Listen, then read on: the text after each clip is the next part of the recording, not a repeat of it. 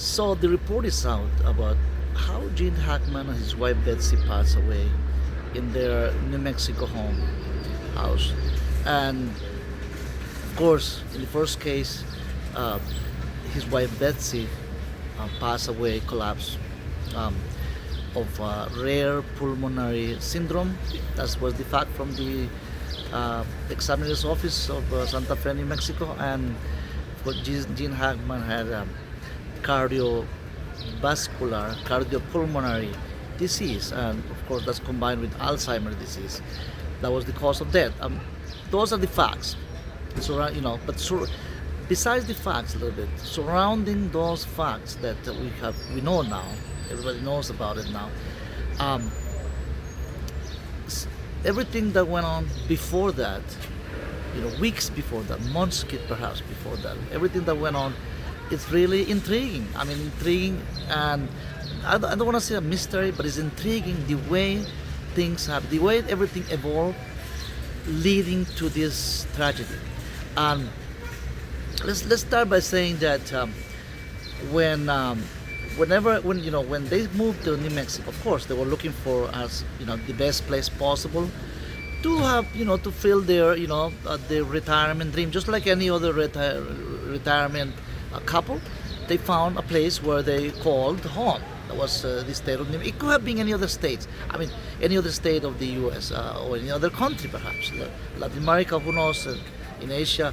But how did everything went on? That's those critical 7 days. I mean, his wife Betsy died February 11, and those are the facts. And Mr. Hackman, Gene Hackman, passed away the 18th, which means that it went on for 7 days. I mean, when his wife Betsy passed and collapsed, of course, passed away, when everything ceased of activities. I mean, the report says that there wasn't no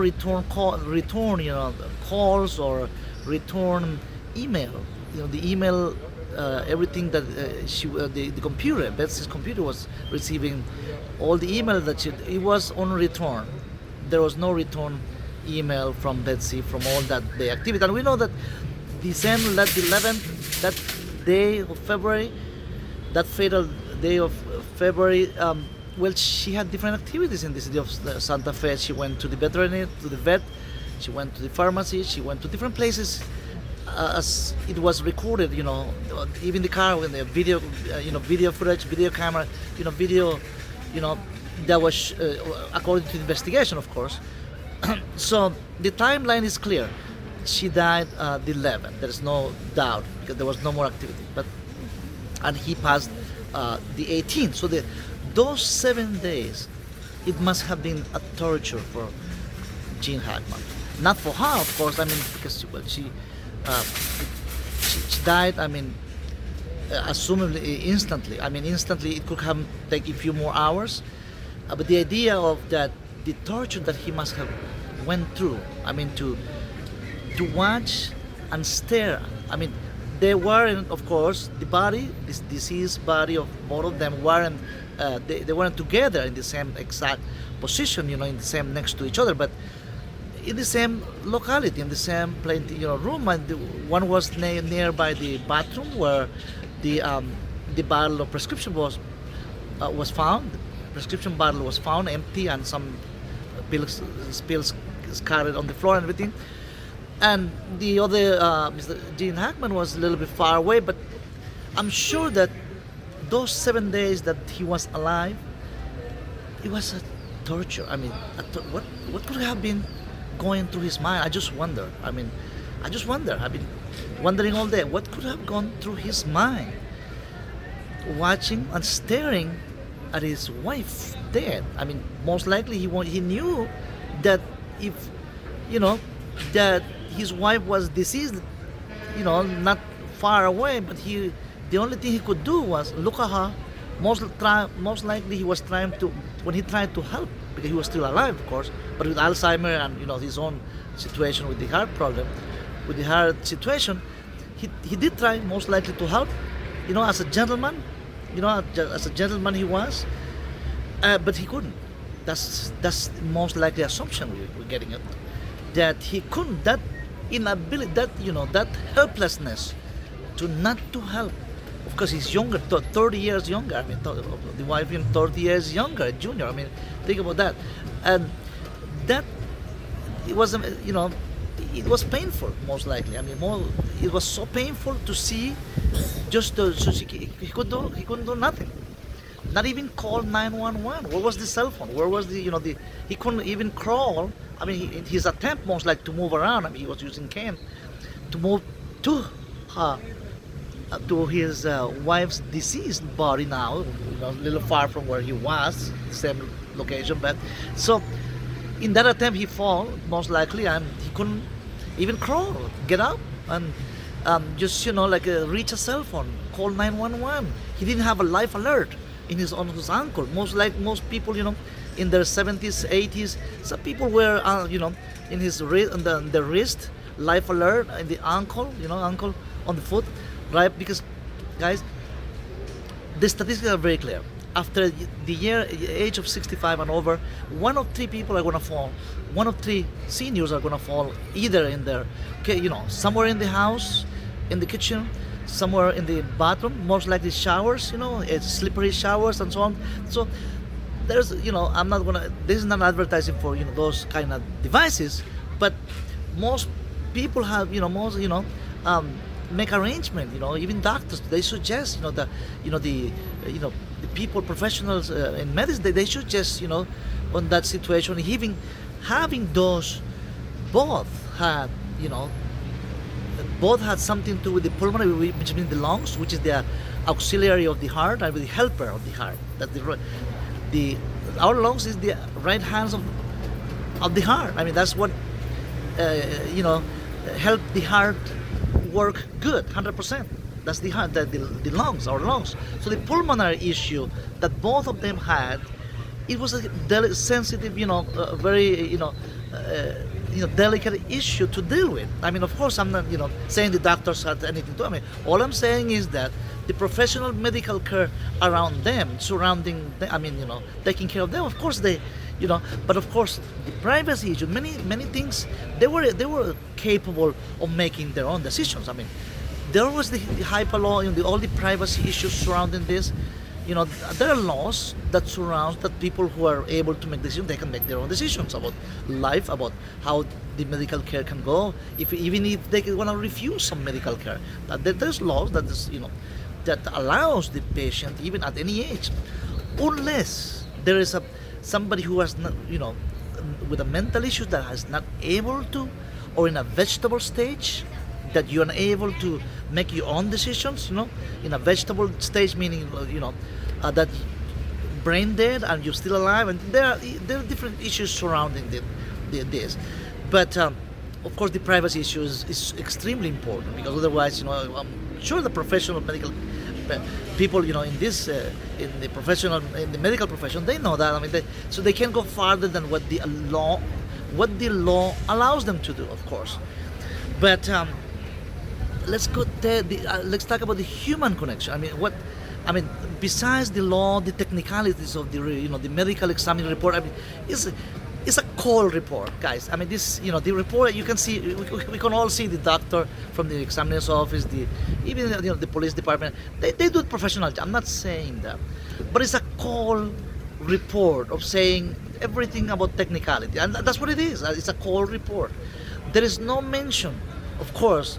There is no absolutely mention of why no relatives, why nobody's there. Nobody's, I mean, maybe, somebody, I mean, some relative, a distant cousin, a distant nephew, a distant niece that is, staying, taking turns, I guess, guys, taking turns to stay for a couple of weeks at a time, 1 week at a time, weekends, come on, how about weekends? I mean, weekends to, stay with Grandpa Gene, Grandma, Betsy.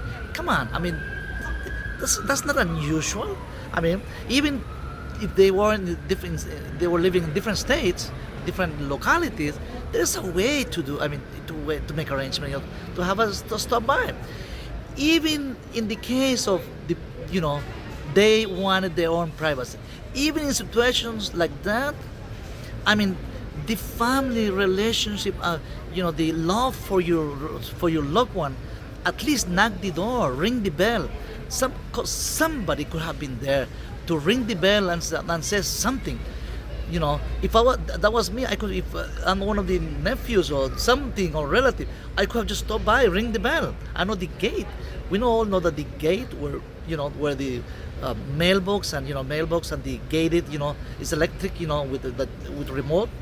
That you can open a remote, but there is a bell. You can ring the bell. I mean, people ring the bell and say, "Well, there is no answer." There is no answer to that. It went for a week, more than a week, not just those 7 days, because they were found more than a week after later. That's 2 more weeks. 2 weeks after the facts, the first disease, which was the 11th, right? The February 11th. 2 more weeks went by, and nobody cared to come to stop by just to ring the bell and to see what's up, what's going on. It took somebody who wasn't nothing. He wasn't related to them, a worker meaning a maintenance guy who came, and he was just curious that he could have done just his job. Many people taking care of cable lines and stuff like that. They don't just they do maintenance. They don't even care, because remember, everything is sent by send by email. I mean, email or the bank account. They have an account, right? They don't even have people doing maintenance work at some houses. They don't even need to see the homeowner, and some homeowners don't want to be bothered, to knock the door, ask for something, unless there is something emergency, right? But apparently, this guy, I mean, had the curiosity of, what if he had not done that? It could have been another 2 more weeks, 3 more weeks of these decomposing bodies. In the case of Gene Hackman, because in the case of Betsy, that deceased body of Miss Betsy, and now, it was mummified. Mummified meaning that it was kept the way she died. I mean, it wasn't decomposing. So, but the whole thing surrounding the idea of nobody cared, nobody was there, not even a housekeeper. That's because housemaids, usually they have a small apartment, in the vicinity, in the premises, not exactly inside the house, because of some people, want privacy. That the worker, the maid, just work, clean the house, do the cooking, cleaning, and they at night at 6. I have seen that so many times, guys. I lived through that too. Believe I was. Some of my work experiences, it did require, as a personal care, as a helper of somebody who was an elderly, that's the way it did work. And housemaid, you will come, housemaid, house cleaner, the ladies who came to clean the house came for 8 hours a day, twice a week. Typically, that's what it goes. That's what people do. Twice a week, come and clean the house, or at least let's say once a week for 8 hours. They'll figure out that something is going on, something was wrong, something is not, something odd is going on there, that is too quiet, is too silent. Nobody answer the phone. Nobody, by ringing the bell, nobody comes to the gate to open the door. Or some gates, of course, they open from inside. You just push the button from inside the house, and the gates open, and people come in. People come into the premises, do the work, and leave. Apparently, that wasn't the case. Most likely, this guy, the maintenance worker who came, most likely he had the code. I guess he was authorized. But I'm not saying he was authorized to have the code, and he came in, right, to do the work there. And now, but there wasn't no garden, no house. Just like in other countries, people in that kind of that's a couple $1 million house minimum. In that kind of big house, big mansion, there are other people working at the premises, gardener, for instance, who maybe a chauffeur, a driver, possible, a visiting nurse coming in once a week, having those, that rare pulmonary syndrome, and his condition at 95 years old. So the torture by watching his deceased wife, and not even, I think that, the cause of death, the report says natural causes. In Betsy's case, the wife, right? In his case too, also, most likely was a heart attack, right?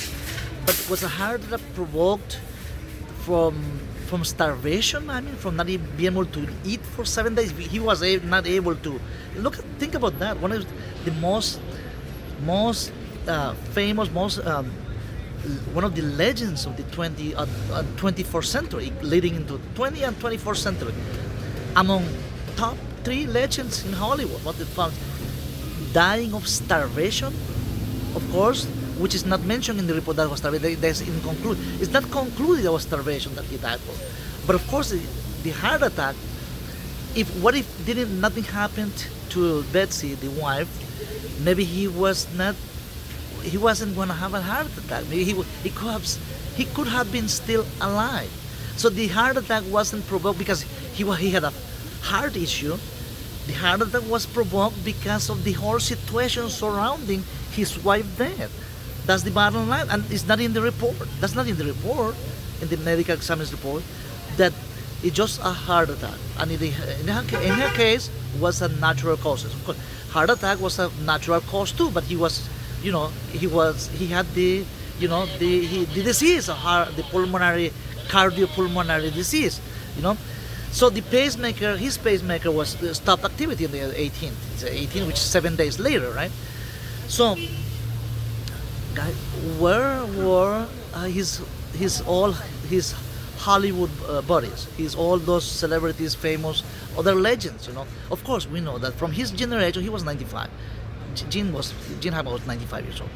So most of them, except for Clint Eastwood, I'm not sure how close Clint Eastwood was, but apparently they knew each other. Of course, they knew each other, but of course they weren't exactly close friends. So most of celebrities, most of his friends, he could have in Hollywood, in his more than 60 years in Hollywood, more 50 or 60 years or so, thousands of so-called friends, quote unquote friends. But perhaps after all those years, after meeting thousands of people, all these parties, all this, everything that went on in Hollywood, which is almost fake, 99.9, fake meaning, it's just, there's lots of backstabbing in Hollywood. There's a lot of envy. There's a lot of scandal. There's a lot of things. Look what happened with P Diddy. I mean, the thing, the artists. We don't know. I mean, all the facts about P Diddy, but which is a different subject. But there's so many things people are capable in a place like Hollywood, where people are capable to do anything, to have an acting career, to prosper in the acting career, to have a little piece in the movie industry, a little acting, that some producers put an eye on the person, an aspiring actress or an aspiring actor. People will do anything. So backstabbing, is everyday life in Hollywood. People, people are able to, are capable of doing anything to make their way, to make the greed is amazing about in the movie industry. I'm not saying everybody's bad here. I'm sure that they're good people too, but in the place where it's full of sharks, one good fish is it's crazy. It's crazy. So where were they? Where were all these people? Of course, I'm talking about his generation of actors and actresses. Most of them, most likely, they're passed away too. They're gone. And from all those thousands of people he knew, those thousand people who adored him, who adored Gene Hackman, who they revered him, even the Santa Fe area. But there was perhaps close friends from all these 60, 50 or 60 years, maybe 2 or 3 real friends. I'm saying again, real friends, 2 or 3, maybe, or even those 2 or 3 real friends, they must have, they're gone, most likely. I'm talking about from his generation, Gene Hackman's generation. Of course, Betsy was 30 years younger, but talking about more about him, he was more, well known. She was an artist herself. She was a pianist, and everything. But so, guys, the whole thing surrounding the coldness, the frivolous thing that went on in this case, that nobody would care to bother or make a call, to visit, or just even what about the mailman that came? I'm not saying the mailman is far. All I'm saying that mailman came, dropped the envelopes, dropped whatever. Of course, the mailbox is most likely outside. It's outside the gate. So not, you know, and most likely he was screaming, but his scream was so weak that from inside the house, even if the window was open, even the door, have open, his scream asking for help, screaming for help. Nobody hear anything, not even the mailman. Most likely he knew when the mailman with the truck, the mail guy, dropping by something, or Amazon, all these, UPS, FedEx, who knows? I mean, there's some big trucks that he was able to hear, even in his own condition, right? And laying, he was on the floor, of course, most likely. I mean, that's what they found him, on the floor, that he was dead already, for days, And the guy was, in Betsy's case, for weeks now, more than altogether. So the whole thing about nobody, was able to end that way. I mean, think about all the things that went through his mind. Was he thinking like, wow? I mean, in that effort to help his wife, he must have thought, well, is this like a movie? Is this like, am I acting? In his mind, probably he went like, am I acting here? Is this a big movie? Is this bad? Is this really a bad movie I'm acting? And that in his conscious, I wonder what went in his conscious, when he was still alive for those 7 days, while the wife was already dead, and not able to move or help, ask for help, make no noise, get the attention of someone somewhere, and like reach the cell phone, call 911. There was no call for help from him or from his wife. So the assumption is that, as the way she died was painful too. I'm not just saying that he had to suffer through this hell. This was hell really for him, a torture. Seeing how his wife was suffering through most likely for hours before she was dead. I mean, as he was trying to help, he fell too. I mean, he fell on the floor, and they were not even crawling. I mean, not even like a baby crawl, to reach the door outside. Not even he couldn't do. He didn't have the power, the strength to crawl to the door, to get out of the house, the front door, and keep crawling all the way to property. Ask for somebody, wave somebody for help. Even if he had at least reached the door, crawling, right? If he had made it through the door, this could have been a different story. To the door and wave somebody. Well, the gate, of course, the fence. I mean, the trees. I mean, the front gate is way far away, and of course, the other house, the other mansion, all other rich people living in the area. Of course, everybody with their privacy. Nobody cared. Nobody cared to say, just a neighbor's wondering. I wonder, just wondering what's going on in the house. Just walking by, that they don't see. Some people do, even in rich neighborhoods, wealthy neighborhoods like that neighborhood. People wave.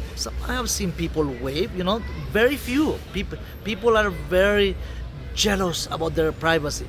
That Western doctrine of, I'm a reserved person. And especially wealthy, especially I have seen it. I have seen that. I'm not saying everybody's bad. That is a culture of privacy. It's a culture of people don't bother. I mean, don't even bother. People would do their own lives. They live in their own world. And that's part of the American way of life. I have heard those stories. I've been through those conversations with American friends, with different kind of people. I mean, and good people. Don't get me wrong here. I'm not criticizing. I'm not saying that's necessarily bad. All I'm saying is that the culture of the different cultures, in different other cultures, people are more aware of each other. The people are more warm. I'm not saying they're not loved. They don't love America. They're full of love too. But there's a way of the doctrine, the so-called doctrine of privacy. Of course, that's one of the American, treasure way of life, that being private person. But guys, we all, I mean, if you really believe in God, okay, I mean, if you believe there's a God who sent Jesus to die for us, I mean, even if the person doesn't want to bother in his own privacy or her privacy, you knock the door and say hi, man. Say good morning and say God bless you. Something encouraging, man. Even all those those rich people, they're suffering. Many of these, that wealthy people who live in this kind of compound, just like Gene Hackman. I'm not saying, I'm not sure if he was a born again Christian or not. That's not the issue here. But part of, I have to set it clear here. I mean, as a principle as a Christian, as a newborn, born again Christian, people do that. Even whatever the person wealthy or not, whether they like it or not, whether they're Jewish or not, or Muslim or whatever religion piece. My God, there's something you have to say to somebody. I mean, that's the. If you are really, really Christian, was there any Christian, somebody Christian in those neighborhoods, just walking by and say and wonder what's who's living in this big house, and dropping by, just maybe something, say something, ask what's going on, ask for something, start a conversation about the issue, why this house, nobody seemed to be there, nobody is saying anything, there's no noise, it's so quiet, only the dogs are around, but nobody. I mean, maybe they couldn't see from the outside street, from the street level, right? You can see if there is a big fence, big gate, and this gated community. Of course, there is a.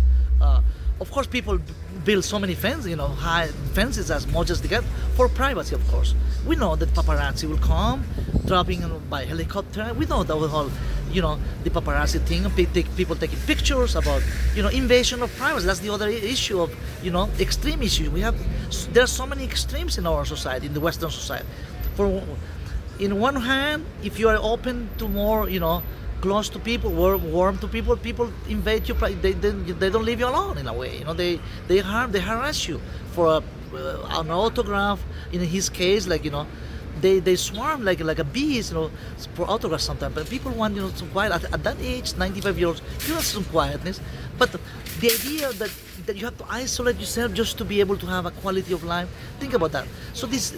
Is extreme, So as a society, we are the one. I'm including myself. We are the pushing people to isolation like that, to isolate themselves like that, because the way we treat each other. I mean, I'm not saying that in a way privacy is okay, right? Of course, people need to be private in a quiet, area, and because that's a way beautiful way of life. But that human connection, we are losing with technology, with all this equipment, with devices.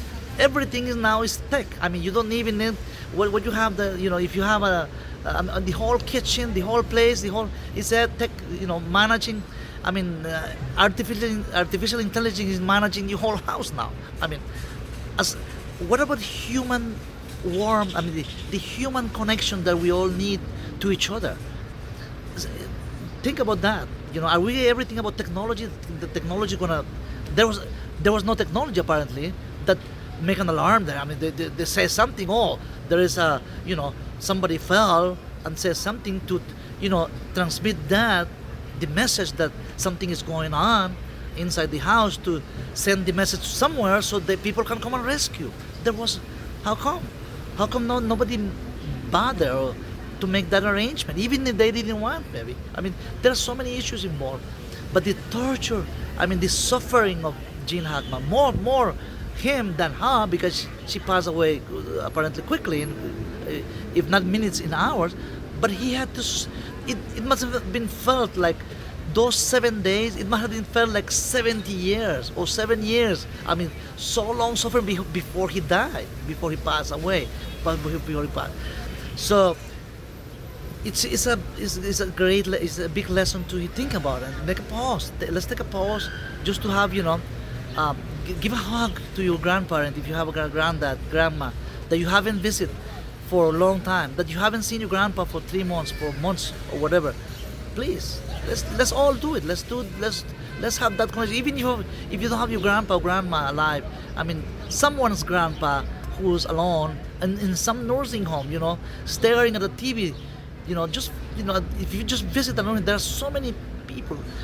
Over 90% of the residents at nursing home over the age of 18. Nobody cares for them. I mean, even wealthy nursing home residents. I did work for 3 years in those. I saw everything in nursing homes. What went on with residents, with the medical care that we provided, as a help. I was a nurse, and there were so many things happened there. But even if you don't have today, take a pause, maybe a nursing home, somebody, maybe a church group that are visiting. Join a group, join some, a non-profit, some non-profit organization that visit these places, man. And just a little conversation. The best medication. What I found in 3 years working 60, 70 hours a week, sometimes 80 hours a week in nursing home.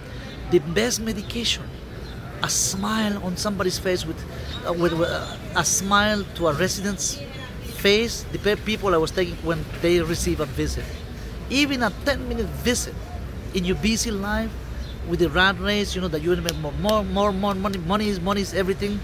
That 10-minute visit, a smile at that look of freshness, of happiness of somebody who was visited.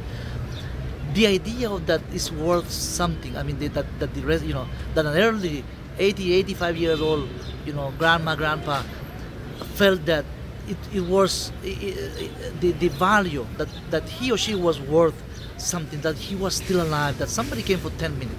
Even a church group that came to say hi, give out, warm handshake, a hug. A hug is the best medication. I saw it, man. I felt it. Man. Working 3 years at the nursing home. That big hug is the best medication, more than any other medication. All those medications, all these prescription drugs that they get every day. A big hug was a lifesaver, a life, definitely. That was, more life than any medication, believe me. So 50% was, that human connection. That's to have, I really enjoyed it. I mean, working at the museum. That was, I had a passion to really care, not just for the money I was making, but So, guys, going back to the Gene Hackman's tragedy, hopefully this video will help us out understand more about life. We all, not just you that are this evening. Thanks for your time being here, but for me too, to understand better, to understand more how is our surrounding. Just like you see people walking by here on this life. I mean, to understand people, to care about people. I mean, thanks for watching this video, guys.